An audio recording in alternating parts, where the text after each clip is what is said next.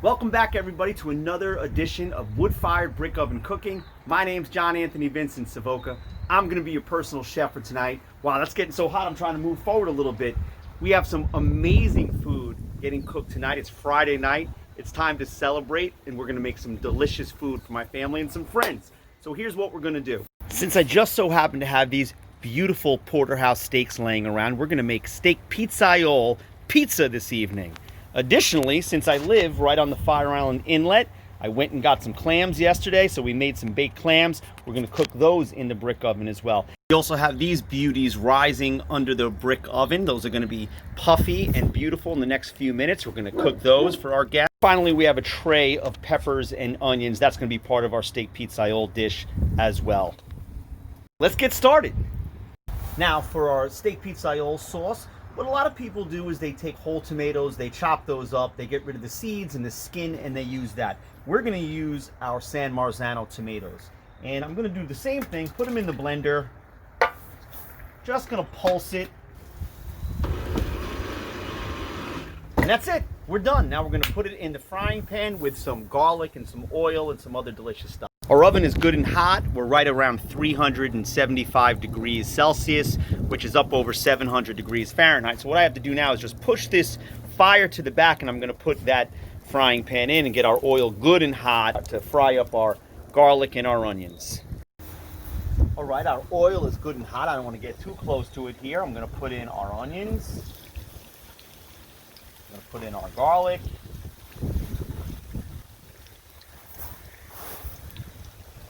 Mix it around, and we're going to go right back in the oven. It smells unbelievable. There's no better smell in the world than garlic and onions falling into hot olive oil. I know my neighbors can smell this. They're going to come sniffing around for sure. That is a sight to behold. So we want to let that garlic and onions just get brown, and then we're going to pull it out, and we're going to add some white wine. All right, this is just starting to turn brown, so I'm going to pull it out. It's still going to keep cooking a little bit in this cast iron pan. And I like to let it cool just a little bit before I drop the wine in there, because I know it's going to splatter all over the place. And once you put this wine in here, the garlic and the onions are going to stop cooking. They're not going to turn brown anymore, and you're not going to be at risk of burning it. I'm going to put this back in and let that wine burn off a little bit. So this oven is just really, really hot. So I pulled the pan out just a little bit of the oven so that it's still cooked. You can see the inside is still really going there. All right, our wine is cooked down a little bit. Our garlic is brown. Our onions are brown. It smells fantastic. It's time to add our tomatoes, and in they go. And we're going to add our spices as well. All right, so we're going to add our salt. About a tablespoon of salt would be great. I'm kind of doing this by eye. We're going to add our oregano.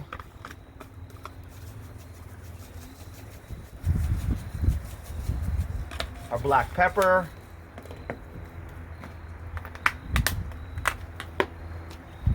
Sean, how's this smell?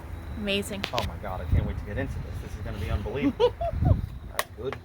I'm going to go a little crushed red pepper, a little kick to it, and we're going to get in here with some fresh basil from my garden.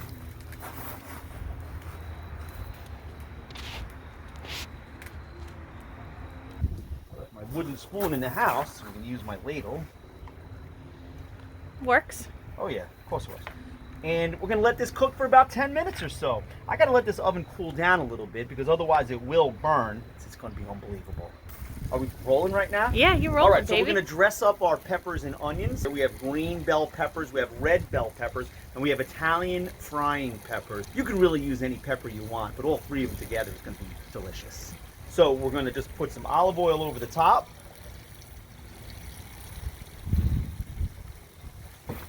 Sauce is doing, it's looking good. We're going to use sea salt. We're going to use some oregano.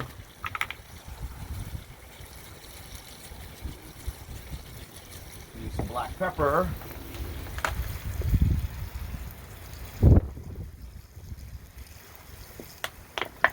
And that's it. And get some room in the oven.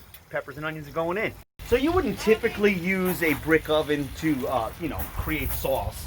But since that's what we're doing, that's what we're doing. You can't stir it inside that oven. It's just too darn hot. So I'm going to pull it out. I should have a wood spoon. I got to run to my kitchen to get it. Just going to give it a spin. You don't want to let it start bubbling too much. This really just needs to simmer. And we're going back in the oven. I'm also heating up some olive oil to fry some more garlic in for our garlic knots. This smells unbelievable. It's going to be delicious. All right, our oil looks good and hot. I'm going to very carefully pull this out. Bring it over to my cutting board, and I'm going to drop the garlic in there.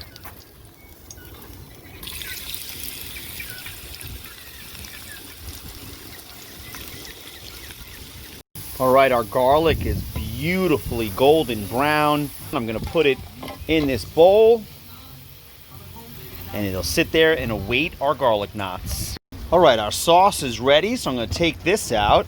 Just put it under the oven and let it cool a little bit. And I'm going to put our garlic knots in the oven. And I'm also going to put our baked clams in the oven because our guests should be here shortly. And we want to have something ready for when everyone gets here. Now that's a beautiful sight. It's going to be delicious. All right, these are cooking beautifully. We're going to give our garlic knots a turn. A little brown on that side. Cooking beautifully. Smells fantastic.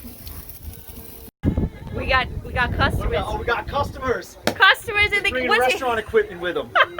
For this cappuccino machine. All right, I'm going to get the garlic knots just about ready. Our clams need a spin. They smell fantastic. We're going to be ready to eat in about 5 minutes. All right, our clams have about 2 more minutes to go. Our garlic knots are ready. They're cooked to perfection. They're brown on the top, they're brown on the bottom, and now they're going to get ready for a beautiful olive oil and garlic bath. Into our bowl. Ah, losing a few, Shan. Fantastic. Now we're just going to add our grated cheese. A little sea salt. A little crushed pepper, just for fun, give a little kick. And some oregano. And as always, fresh basil from my garden, because it just makes everything better. There you go. A little toss. Little toss. Good. There you go. Beautiful. Clams are ready, coming real close. If you can see it, they're crisp on the top. We're gonna just pull them out here, transfer them to our cutting board, and throw them right on this platter. They are gonna be delicious. All right, these steaks are gonna go in about 5 minutes. We have our clams out. We have our garlic knots ready, so we're gonna start with that. But I'm gonna get these steaks ready to go. What we're gonna do is just add a nice heavy layer of sea salt on both sides. And this is gonna be just to create a beautiful crust. Flip the other side over. Hit this side as well. And this is going to sit on here for about 10 minutes before we put it in the oven. Now I also like to take some of the salt, put it in a pile, and hit the side of the steak as well. How's the clams? Amazing. Did they come out great? Yes. Right out of the inlet, I couldn't feel my feet until about 2 in the morning. Hypothermia cold, little neck. Oh yeah. Right, these are really good. Mine,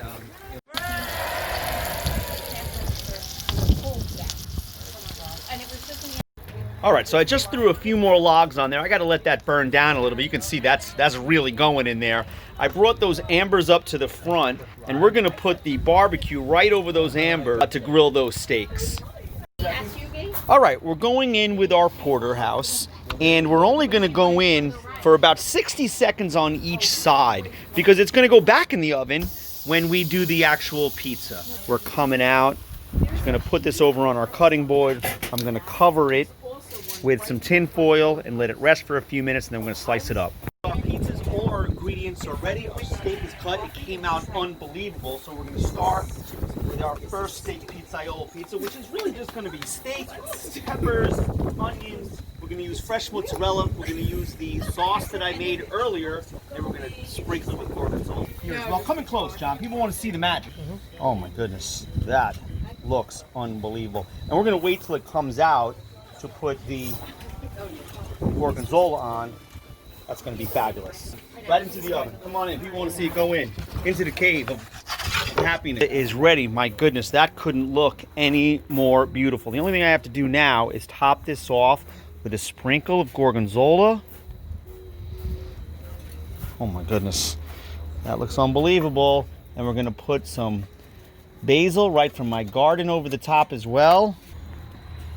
And then we're going to go to the cooling rack. And that is going to be fantastic. Now you might be looking at the sides and saying, hey, that's a little bit dark for me. But traditional brick oven pizza, around the edges, you should expect it to be on the black side. If you go to Italy, that's the way you're going to find it. This is exactly what it should look like. It's crisp on the outside, it's dark on the bottom, and the ingredients are next to each other, not on top of each other. It's going to be fantastic. So this sat for a couple of minutes, which is important with this kind of pizza, because otherwise it's going to ooze all over the place. And you don't want that. No matter what kind of pizza you're having, it has to stay together. And you can see, even with the steak, the heavy ingredient, look at that. With the heavy ingredients on it, it still stands up. This is a beautiful looking pizza. It's going to taste fantastic, and it's ready to serve. Nikki's pepperoni, it came out beautiful, perfectly brown. Let me see the bottom here. Oh, that's fantastic. Fantastic. That's going to be delicious. Great. So this is what you get when you invite friends that could bake. This beautiful focaccia looks like a work of art. We've gotten into that as well. Hold on, I have to turn this around so they can see the flowers. Oh my goodness, that's it. That is absolutely magnificent. And then another friend who likes gourmet coffee brings his cappuccino machine. So we are all set. Listen, I've eaten everywhere. Paris, Italy, all over Italy, Greece, the best pizza of my life, and a New Yorker no less, so it's got to be great. Happening here in Oak Beach, New York, USA, baby. The night was incredible. The customers love the food. Here's something I want you to remember. Life is short. Eat well!